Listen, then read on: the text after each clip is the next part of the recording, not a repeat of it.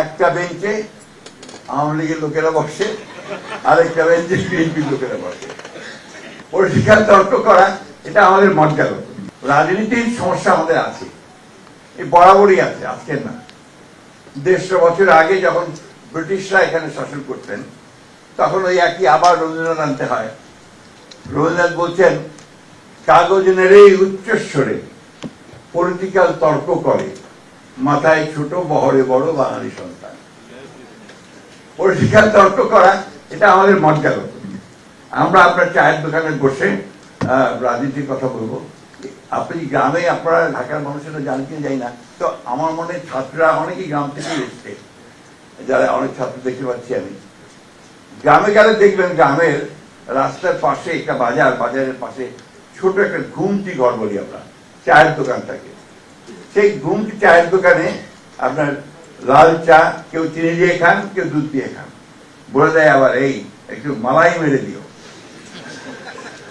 ওই দোকানটা থেকে দেখবেন দুটো ভাগ হয়ে আছে, দুটো বেঞ্চ আছে।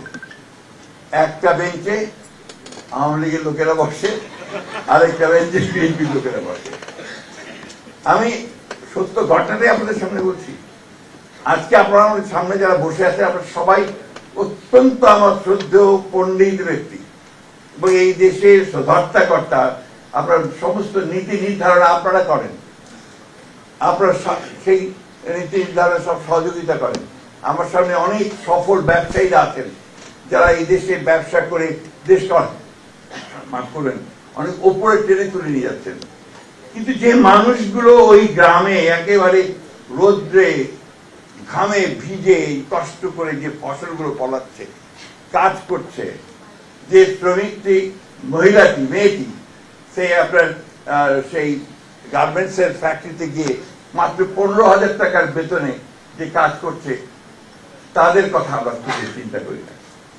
আমার কাছে মনে হয় এদের কথা যেদিন আমরা সত্যিকার অর্থেই ভালো করে চিন্তা করব এবং সফলভাবে চিন্তা করব, তাদের উন্নয়নের জন্য চিন্তা করব, তাদের কি করে একটা ঘর, একটা বাচ্চার অসুখ হলে তার চিকিৎসার ব্যবস্থা, তার লেখাপড়ার জন্য একটা স্কুলের ব্যবস্থা করতে পারবো, সেই জন্যই বোধহয় আমরা একটা সত্যিকার অর্থেই একটা সমৃদ্ধ বাংলাদেশ দেখতে পাবো।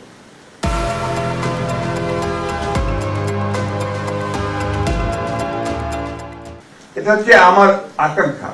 আমার বয়স হয়ে গেছে, আমি রাজনীতিতে অনেকদিন আপনাদের সঙ্গে সামনে থেকে অনেক আলোচনা সমালোচনা বিভিন্নভাবে হচ্ছে, কিন্তু আমার কাছে ফাইনালি যেটা মনে হয়েছে যে সেখানেই বোধহয় বাংলাদেশের সমস্ত ভবিষ্যৎটা লুকিয়ে আছে, সমস্ত ভবিষ্যৎটা। আসুন আজকে আমরা আমাদের বন্ধু এই সিরাজুল ইসলাম, যিনি তার সারাটা জীবন একটা সুন্দর, সুখী, সমৃদ্ধ, একটা গৌরবময় বাংলাদেশের জন্য সংগ্রাম করেছে, লড়াই করেছে। আমাদের তিনি শুধু বন্ধু ছিলেন না, ক্লাসমেট ছিলেন, এবং পরের দিকে ছিলেন একেবারে সহকর্মী, যোদ্ধা। আমি যখন জেলে শেষ সময়, সেই সময় সে চলে যায়। আমরা তাকে শেষ দেখাটুকু তার স্ত্রীর সঙ্গে, তার কন্যাদের সঙ্গে সেইভাবে টেলিফোনে কথাও বলতে পারিনি। সিরাজুল ইসলামের সবচেয়ে বড় গুণ যেটা ছিল, যে সে কখনো মাথা নিচু করতো না, যা বিশ্বাস করত তা চিৎকার করে উচ্চকিত কণ্ঠে সবাইকে জানাত। এখানে হচ্ছে একজন মানুষের যে দৃঢ়তা, তা প্রমাণ পায়। সরকারি কর্মকর্তা ছিল, অনেকে বলতে এই বলো না, ক্ষতি হবে। ভাবি বসে আছেন সামনে, জানেন খুব ভালো করে, কিন্তু সে বলতে না, আমার কথা আমাকে বলতেই হবে। সেখানে ছিল আমাদের সবুজ সিরাজুল ইসলাম সবুজ। সেই জন্য আমি খুব বেশি কথা বললাম না, এই কথাটুকু বলতে চাই যে আমি অত্যন্ত আশাবাদী।